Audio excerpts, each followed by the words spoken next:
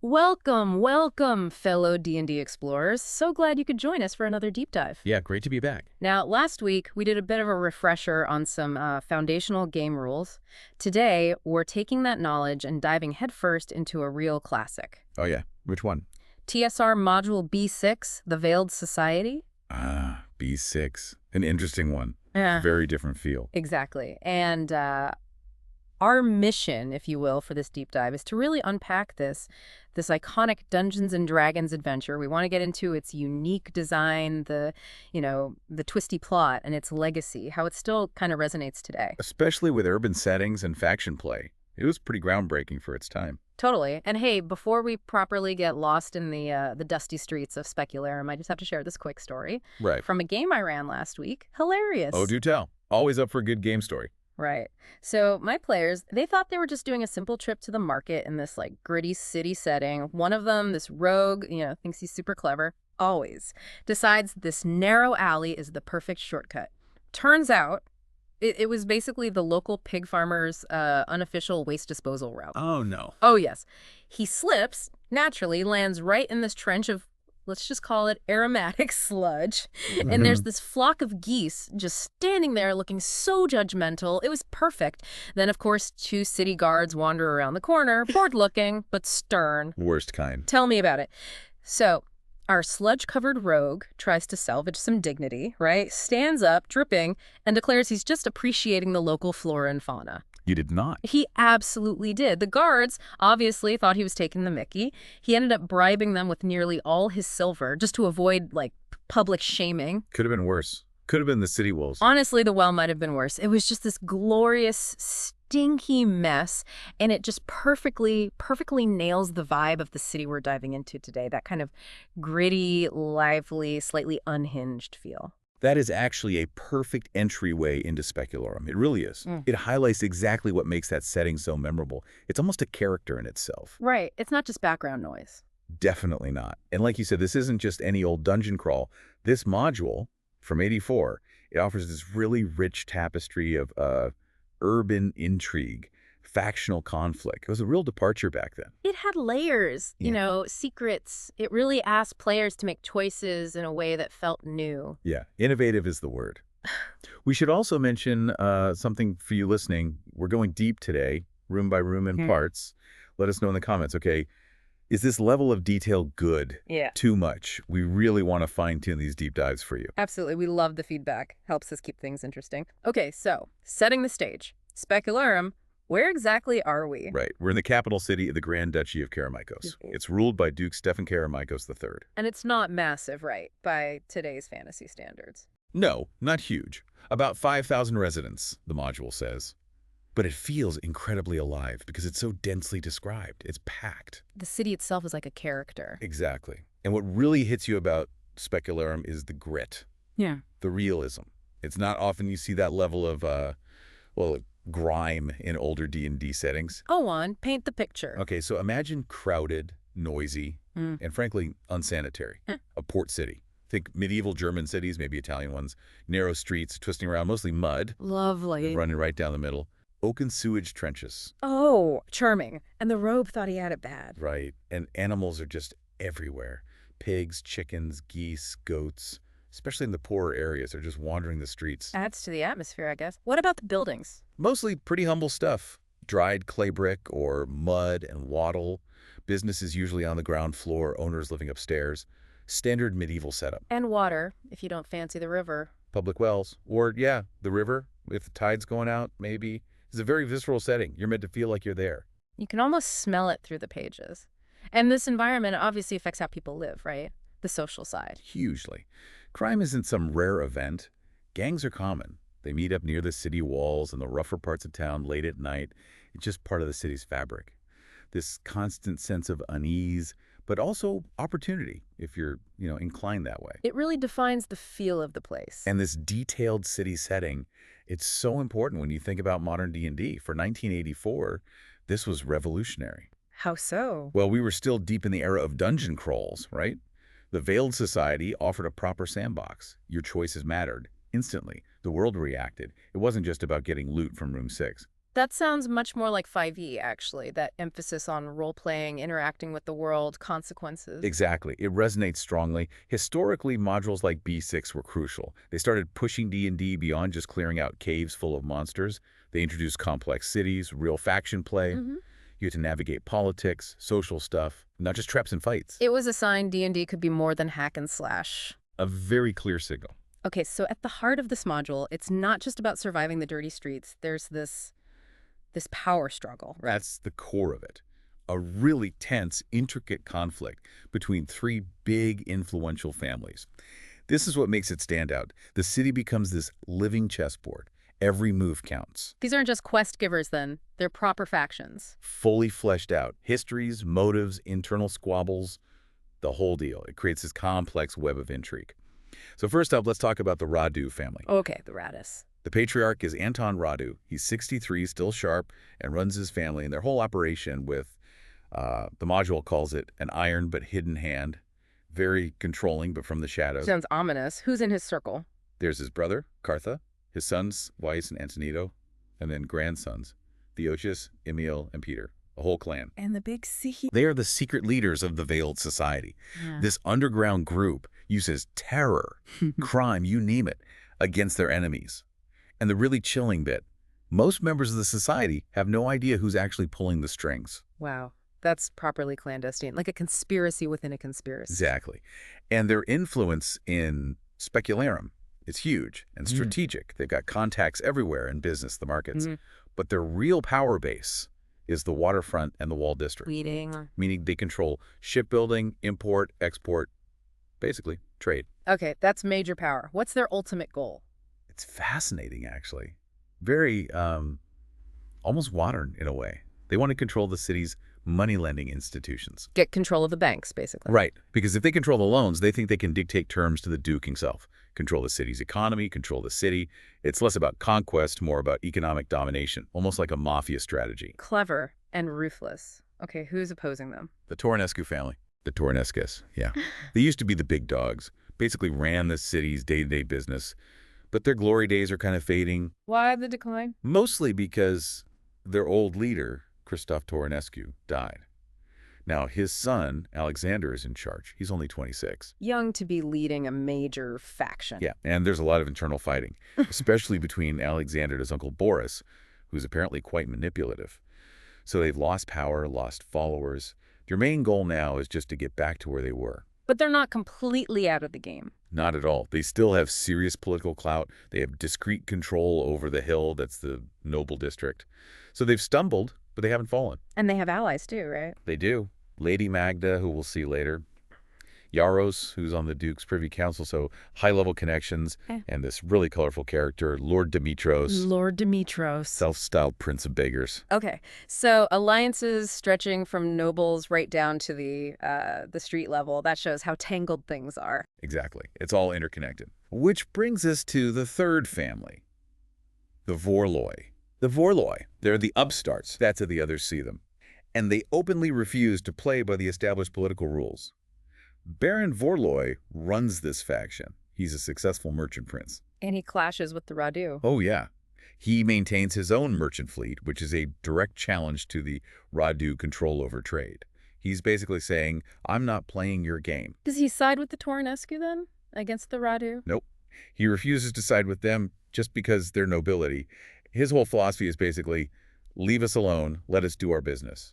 How does he manage that? Against two powerful families. Connections, but different ones. He's tight with the Duke's military circles.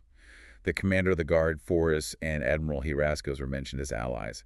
So he's got muscle behind him. Interesting. And his goal? More power. More power, yeah, but also specific trade concessions from the Duke. His strategy is to keep the peace, stop open fighting, keep bad news from reaching the Duke. He thinks stability will help him consolidate his position. Makes sense. Any other family members mentioned? His daughter, Mariana, and a son, Grigori, who the module specifically notes is simple-minded and foolish. Ouch. Adds a bit of vulnerability, though. Makes them feel more real. It does. Grounds them a bit. So you step back, look at these three families, Radu, Torenescu, Vorloi, their different goals, their internal issues, their alliances. It creates this incredibly dynamic, complex political stage. Way richer than just good guys versus bad guys. Absolutely. It's all shades of gray, competing ambitions, internal betrayals. It feels like a living city. And this setup, it really pushes the players, doesn't it? Massively. Yeah. Especially for its time. It forces you to choose sides, which could even mean players ending up on opposing sides within the party. Wow, that's brave design for back then. Many DMs might avoid that. Right. But here it's baked in. It's kind of the point. It's not about clearing the dungeon. It's about navigating this treacherous social and political minefield. Alliances shift. Betrayal is always possible. It really shifted the focus to role-playing, strategy, thinking, not just fighting. Fundamentally. Okay, so how do the players actually get thrown into all this? It starts during the Festival of Lucor. Brilliant opening. It just throws you right into Specularum's unique flavor. How does that kick off? You approach the city gate. Guards look bored, but they still demand this tax 8 silver pieces per person. Steep. And get this detail. The module says 3 silver of that goes straight into the guard's own pocket. Corruption from minute 1 sets the tone. Doesn't it? And then the guard just casually lists the punishments. Fines for weapons, death for murder, prison for messing with the Duke's men, and then totally deadpan. Treasonous activity gets you 1 day of slow torture, and then we draw and quarter you. Cheery welcome. Just a stark reminder of the stakes right under that festive surface. Exactly. But step through the gate and it's just chaos. In a good way. A swirling, noisy, crowded festival. Mud everywhere from people dancing, jugglers, fire eaters, acrobats, knife throwers. Dancing bears. Minstrels. The whole 9 yards. And the smell. It's this bizarre mix of sewage, grilled meat, bread, sweat, wine. Somehow it works. An assault on the senses. Paints a vivid picture. Medieval chaos. Then, cutting through this, comes the procession of Lucor. It's a religious thing, honoring some local cleric legend. But this year, it's led by Lady Magda. A Torenescu ally, so it's political. Highly political. And the Radu family, always looking for an angle, plans to disrupt it, disgrace their rivals. And this is where the players get pulled in. Right here, an incident unfolds. A plump Radu supporter and this tall, lean guy, both looking for trouble, start arguing with the Torenescu guy carrying the statue. Then one spits on the statue. Oof. Provocative. The Torenescu bearer slugs the tall guy, and boom, the scene is set. What do the players do? A critical choice, right at the start. Defines their initial alignment. Exactly. And it's clever design. If they jump in, they're immediately tied to a faction. Someone will try to recruit them. But if they stay out of it, What happens then? Vorloi servants step in. They handle it. But the key thing is, stories about the player's actions or inaction start circulating. There's no staying neutral. The city's web catches you straight away. Your first actions matter. A lot. That's really sophisticated design for an early module. No easy outs. None at all. And the grim reality continues after the festival. Trying to find a room? Good luck. Ends are packed. Packed solid, tiny, expensive rooms. Parties often have to split up or, sleep in the mud outside. Nice. Creates vulnerability immediately. Isolation. And just to hammer home the danger, as soon as you pay for your room, the DM tells one player, hey, some of your money's gone. Subtle pickpocketing. Just a little reminder. Watch your back. The city's rough. Always. Now, that first night also presents these crucial opportunities, diverging paths depending on the character types. Okay, how does that work? Well, if you've got, say, strong-looking characters, fighters maybe, this guy Theosius approaches them. He's a respected wood sculptor, but secretly a Torenescu loyalist. And he offers them work. Yeah, occasional duties. Not illegal, he says, but maybe dangerous. Pays 3 gold up front. A subtle hook into the Torenescu faction. And for the shadier types. Thieves, maybe? For them, it's different. A seemingly drunk guy bumps into them, flanked by 3 hooded figures. Veiled society members. Ah, the direct approach. They offer work, but it sounds more like a threat. Then they toss the character a bag with 20 gold pieces. Generous. But risky. Very. If the character attacks them, they just vanish into the crowd. But now, that character is marked as an enemy of the society. So right away, different hooks for different play styles, pulling everyone into the faction conflict. Cleverly done. Pushes players into the drama. And another key thing. Don't expect help from the guards or officials. Why not? Are they scared? Nope. The module is very specific. It's not fear. It's bureaucracy, protection, and bribes. The system is just corrupt and inefficient. So players have to handle things themselves. Mm-hmm. Operate outside the law, basically. Reinforces that sandbox feel. Exactly. You can't just run to the town watch. And one more chilling detail. Once the Veiled Society knows about you, you're being watched. Constantly. Discreetly, but constantly. Innkeepers, merchants, other society members, they're all eyes and ears. You can try to spot the tails, but the module says you won't shake them. Creates this amazing sense of paranoia. Yeah. You're caught in the web, and you can't escape. The city itself feels like a trap. Precisely. Okay, so players survive the first night. Maybe they took a job offer. Maybe they just got pickpocketed. The next morning, things escalate. No more subtlety. How so? What kicks off the main plot? It starts with Goodwife Fanato. An elderly woman bursts into the inn, totally hysterical. What's your problem? Demons, she cries. Demons in my root cellar. Demons, right. Sounds like a job for adventurers. The innkeeper certainly thinks so. He quietly offers the party 1 gold piece to go check it out. Just 1 gold. Stingy. What if they refuse? Then the innkeeper shows his true colors. He threatens to blacklist them, calls them heartless dogs, says he'll tell every innkeeper in the city they're debtors. You help or you become an outcast. Wow. Shows the pressure in the community. Everyone's looking out for themselves, but also interdependent. You scratch my back. I ruin your reputation. Yeah. So the good wife leads them to her house, points to a trapdoor in her kitchen floor, and refuses point blank to go any further. Down the hatch they go. Into the demon-infested cellar. And this is where it gets really unique. It's basically a dungeon crawl, but entirely beneath the city streets. Not a crypt, not caves, illicit tunnels. Dug by. Well, that's what they discover. This network reveals the true scale of the Veiled Society's operations. It's not just thugs in alleys, it's a massive underground network. What kind of things do they find out there? All sorts. It's brilliantly done. You might find a section where men, clearly captured, are being forced to dig new tunnels. Naked, watched by hobgoblins, forced labor, shows the society's cruelty. Grim. What else? Evidence of crimes.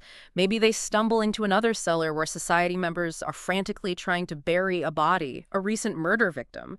Directly connects the tunnels to the violence above ground. So it's not just random encounters, it serves the plot. Exactly.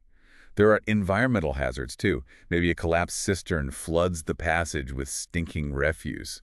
Adds to the urban decay feel. And yeah, classic D&D monsters pop up, kobolds struggling with a collapsing tunnel, maybe some zombies boasting out of rubble. Zombies! Okay, a bit more traditional D&D there. But it all feels integrated. The zombies might be guarding something the society hid, or maybe they're just unfortunate previous occupants. And the demons the good wife heard turns out to be a rat. Of course. But searching her cellar reveals hidden passages, hinting at the wider network. It's not just one tunnel, it's all interconnected. They might find another cellar entrance with digging tools left behind, clearly showing how the society uses these tunnels to infiltrate enemies' homes. So the underground exploration directly shows their methods. Infiltration, forced labor, murder, hiding bodies. It's all down there. It turns the dungeon into a narrative tool. Each room tells part of the Veiled Society's story, tying back to the factions and the intrigue above. Very clever integration of mechanics and story. Okay, speaking of murder, this leads us to the central mystery, right? The murder of Lucia Vorloi. Exactly. This is where the investigation really kicks in. Lucia Vorloi, she's the niece of Baron Vorloi, the upstart. She was murdered after apparently spurning Stefanos Torenescu. So suspicion immediately falls on the Torenescu family. Well, that's the setup. And the aftermath is tricky for the players. If they find the body and report it, they get held for questioning, they need a clerical tribunal to prove their innocence, or they face execution themselves. Yikes. What if they don't report it? Try to avoid getting involved. Doesn't work. A Vorloi servant finds the body eventually, and suspicion still falls on the PCs because they were likely seen nearby or known to be poking around. There's no easy way out of this. Specularum suspects everyone. The module really shines here, doesn't it? The actual investigation. It's not just role investigation. Not at all. It's a complex web of clues. Players really have to use their heads. There's red hair found under Lucia's fingernails and dried in blood on the dagger. Nobody important in the main families has red hair. Points to an outside attacker. Okay, what else? Naval pitch on the ladder rings down to the cellar where she was found. Common ship stuff. Leads investigators towards the waterfront, maybe shipwrights. Then there's the Torenescu family signet ring. Ah, the planted evidence, Stefanos' ring? Exactly. Planted to frame the Torenescu. But Stefanos actually has an alibi. It's a false lead players have to figure out. Nice. What else? Any dying message? Lucia apparently tried to scrawl Radu on the floor before she died. She must have torn off one attacker's hood and recognized them. Okay, that points directly at the Radu. But they need proof. More clues. Wine. A specific type of strong brownish wine found near bloodstains. It's known to be imported on Radu's ships and sold mainly in wharf-inns. One merchant, Aristo, can name buyers, including Akarios the shipwright, who happens to have red hair. The plot thickens. Connects the red hair, the waterfront, and the Radu trade. And finally, the rope used in the strangulation, a type used for ships or heavy lifting. Again, points to the waterfront. All these pieces, players have to gather them, connect them. And they have to do this on their own, right? No official help. None whatsoever. City officials are vague, unhelpful. Bureaucracy, bribes. Remember, it forces the players into proper investigative role-playing. They have to talk to people, follow leads, maybe use charm, maybe intimidation. It's pure sandbox investigation. What's the real story according to the DM's info? Two Veiled Society members, acting on orders from Antivito Radu, Anton's son, used the tunnels to get into the Vorloi house. Lucia discovered them. They panicked, killed her after she fought back, tearing off a hood, slashing one guy, hence the red hair. Then they fled, leaving clues, and were later ordered back to dispose of the body more carefully, which they botched. So it was a Radu hit, meant to be cleaner, that went wrong. And they tried to frame the Torenescu, classic political maneuvering gone messy. Exactly. But while the players are trying to piece this together, the Radis don't just sit back. They launch a counterplay. What do? They incite a riot. Whoa. Okay, how does that happen? Well, internally, Anton Radu is furious with Antonito for the murder. It's ruined his careful plans. But Kartha, Anton's brother, is secretly manipulating things. He convinces Anton the best way to divert attention from the Veiled Society is to blame the Torenescu publicly and get rid of any inquisitive noses like the players. So Kartha's using the murder to further his own agenda within the family and stir up trouble. Lots of internal backstabbing. Oh, yeah. Anton issues orders. Antonito, find the killers, a bit ironic. Zvais, spread anti-Torenescu rumors. Kartha, deal with the investigators. And Antonito absolutely hates Kartha. The family drama is intense. How does this spill onto the streets? Quickly, anti-Torenescu feelings start spreading. People whisper they're behind Lucia's murder. Maybe they even control the Veiled Society. Agitators start playing on the common folks' dislike of nobles. By late afternoon, some orator is up on a fountain in the marketplace, whipping the crowd up. What's he saying? Blaming the Torenescu for everything. Greed, indifference to workers. Standard rabble-rousing stuff. But it works. The mood gets ugly. And then the spark. The arrival of 30 Duke's horsemen, just their presence escalates things. Someone throws a rock, hits a rider. The crowd just surges. And suddenly, it's a full-blown, vicious riot. Commoners with poles, rocks, daggers against soldiers with sabers. Chaos. Another huge choice point for the players. What can they do? Several options, all risky. Try to escape. Might get attacked by the horsemen or the rioters. Stay and fight the horsemen. If they win, the crowd might hail them as heroes and pressure them to lead the riot. Lead the riot as low-level PCs. That sounds like suicide. Pretty much. High stakes. Or they could follow the orator, the guy who started it. That leads to his little hovel, hidden trapdoor. Yeah. If they capture him, he spills beans, reveals the Veiled Society meeting place, the Blue Water Mead Hall, and names the murderers Akarios and Zachariah. He even gives them a map to the society chambers, though it's rough and incorrect. So, following the orator is the investigation path through the chaos. What about leading the riot? If they choose that. Yeah. Wow. They become military leaders of this mob against trained soldiers. More soldiers arrive quickly, 60 more in about 15 rounds. The module even has simple mass combat rules for morale checks. If they get captured leading the riot. Torture and death. No appeal. Grim. Emphasizes the brutality of the regime. Absolutely. And the aftermath. The riot eventually burns out. The next day, the Duke sends in 1,000 men. Anyone still rioting. Anyone even suspected. Killed on sight. Order is restored. Brutally. So the city is quiet again, but tense. What happens next? A grim calm, yeah. Everyone's waiting for the next shoe to drop. This sets up the next stage, which again depends on who the players have been dealing with. Okay, path 1. They were hired by Theosius, the Torenescu guy. Right. They get a message via their innkeeper, go to the wharf, find the Jade Sea boat, pick up a package, and escort it to Senator Ipislo's house. They're warned. Others will try to stop them. The package isn't actually a package, is it? Nope. It's Simeon Torenescu, a statesman who needs a secret escort. At the wharf, this wizened old deckhand points them to Simeon. And then... Then what? Prince Demetrios, ruler of the beggars, shows up with 10 ragged followers, offering homage to Simeon. The beggars again, are they really there to help? Who knows? Simeon finds it amusing, accepts them as extra bodyguards, probably against the players' advice. Yeah. Now the players have to choose a route across the seawall, knowing the Veiled Society has spies on all 3 main roads, and they've got this unpredictable beggar entourage. Lots of potential for things to go wrong. Okay, path 2. They took the Veiled Society's gold. If they did, they get summoned, directed to a dark, narrow alley. Vintner's Lane, smells of yeast and wine, only one place open. A wine merchant's booth run by Aristo, the fat, sweaty guy who knows about the Radu wine. Ah, connecting the dots. Then 10 hooded figures appear. They offer the player characters black hoods and robes. Time for initiation. What does that involve? They're led through twisting back alleys. A leader steps out and delivers this chilling oath. You are now one of us. If they catch you, they kill you. If you betray us, we kill you. Act in our name, but without our blessing, we kill you. Work hard for us, and you will prosper. Once with us, you cannot leave us. No ambiguity there. You're in, and there's no getting out. Terrifying. It cements their commitment, or at least the society thinks it does. And this leads directly into the ambush scenario. The one designed for potential party conflict. Exactly. Ideally, you'd run this with 2 separate groups of players if you could. One group is guarding Simeon Torenescu.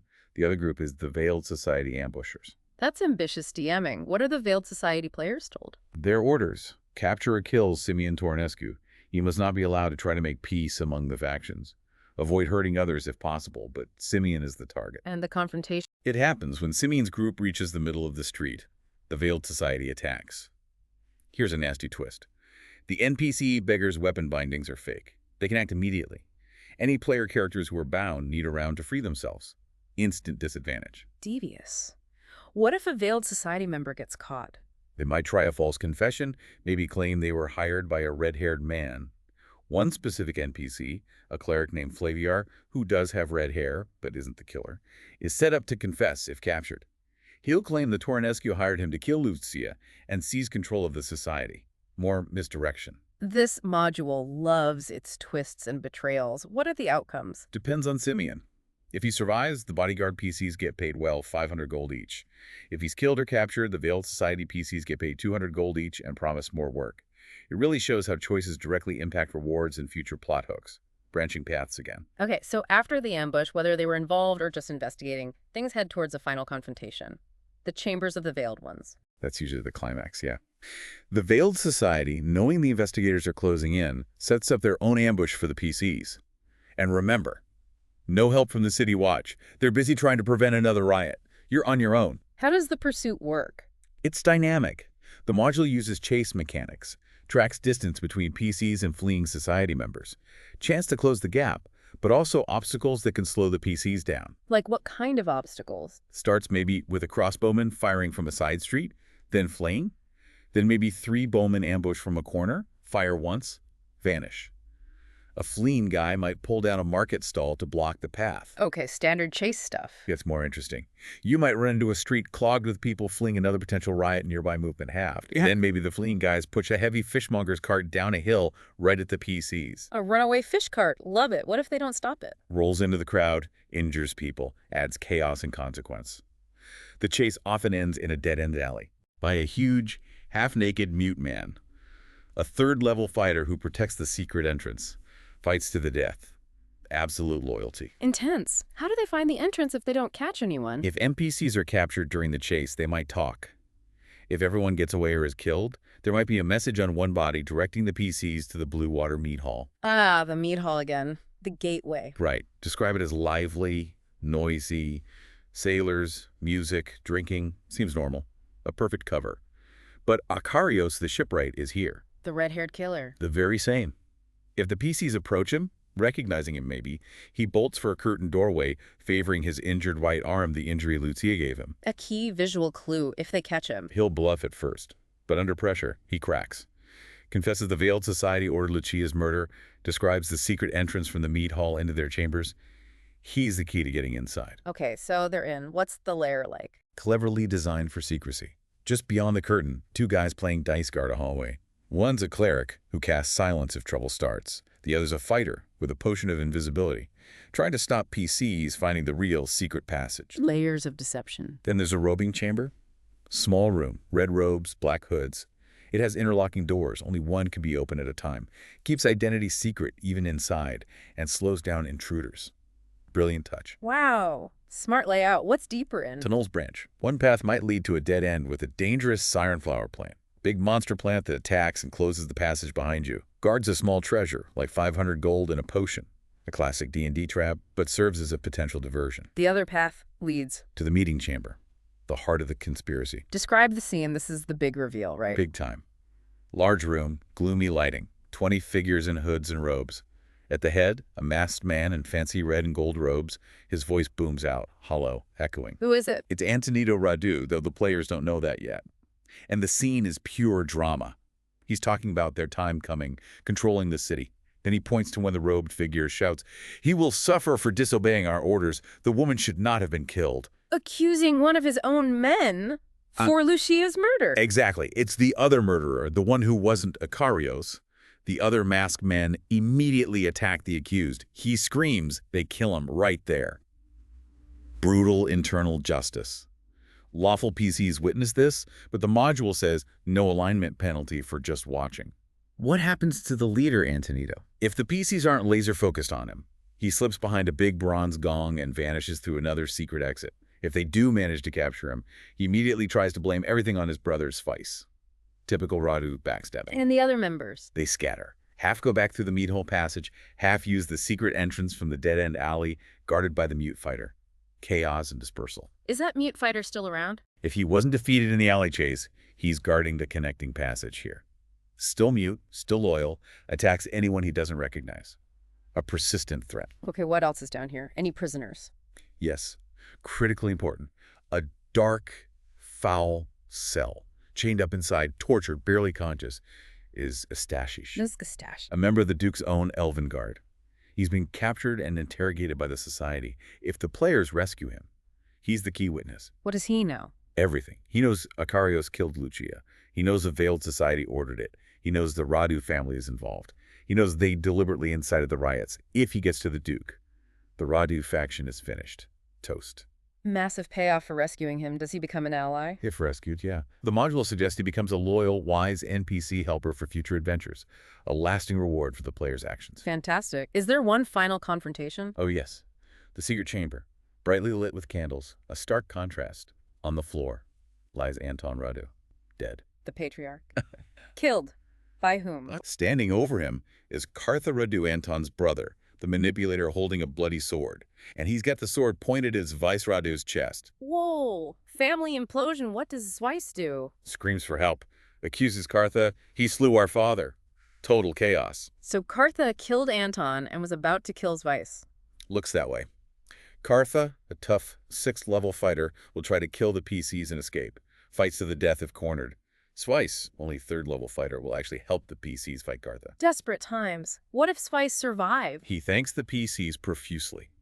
Then, incredibly, he offers them a position in the reformed Veiled Society, under his leadership, presumably. Seriously, after all that, what a choice for the players, especially lawful ones. Massive alignment dilemma. If they refuse the job offer, he offers them 500 gold and jewels as a bribe to keep quiet. If they refuse that, he just flees. But the biggest prize is in that room, right? The papers. A whole stack of documents, complete accounts of the Radu family's crimes, the Veiled Society's operations, everything. The smoking gun. Take those to the Duke, or the Torenescu, or Vorloi. And it's game over for the Radu family and anyone left in the Veiled Society. Declared traitors, sentenced to death.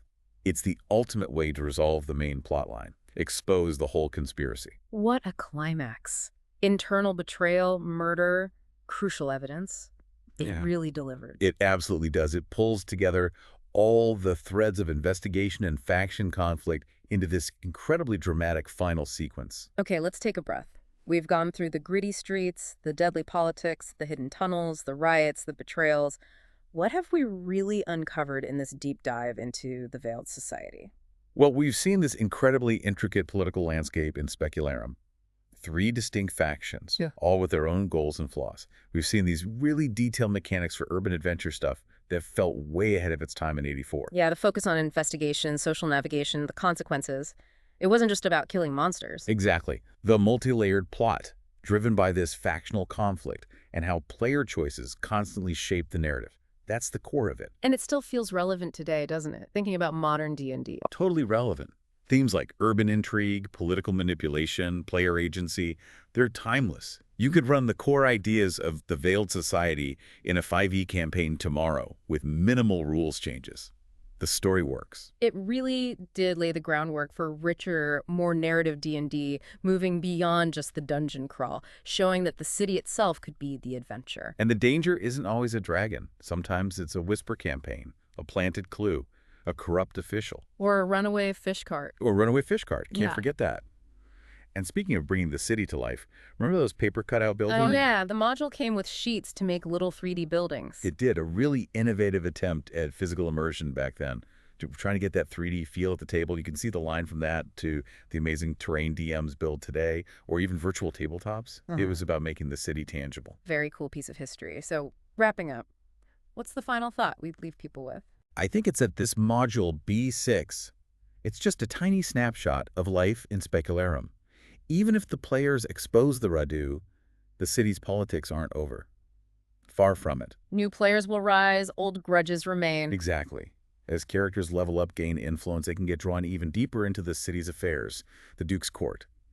The module itself says, use the city as a base, build your own world around it. The possibilities are endless. And you've got those lingering plot hooks too, right? Escaped, veiled society members wanting revenge. Perfect setup for future campaigns. This deep dive isn't just looking back, it's maybe sparking ideas for your own games right now. Well, that's about all the time we have for this deep dive into the fascinating, dangerous streets of Specularum and the Veiled Society. Hope you found that journey as intriguing as we did. Yeah, it's a classic for a reason. And as always, we really want to hear from you. Did you play B6 back in the day? Got any memorable stories? Or maybe our level of detail today, room by room, was it too much or just right? Let us know in the comments below. Seriously, your feedback helps us tailor these deep dives. And tell us what other classic modules or RPD books you'd love us to tackle next. If you enjoyed this, you know the drill. Please hit that like button, subscribe to the channel if you haven't already, share it with your gaming group, and definitely ring that notification bell so you don't miss our next deep dive. Remember to check the video description too. We often link to free PDFs of these modules where available, and you can find all our other deep dives and content over at the Triptogram Productions YouTube channel. New stuff drops every Saturday night. And a massive thank you, truly, to all of you listening each week. Your enthusiasm keeps us digging through these amazing old D&D materials. Also, a huge shout out to the folks who scan, upload, and preserve these classics on sites like archive.org. They're doing vital work keeping gaming history alive. Couldn't agree more. Until next time, everyone, happy adventure.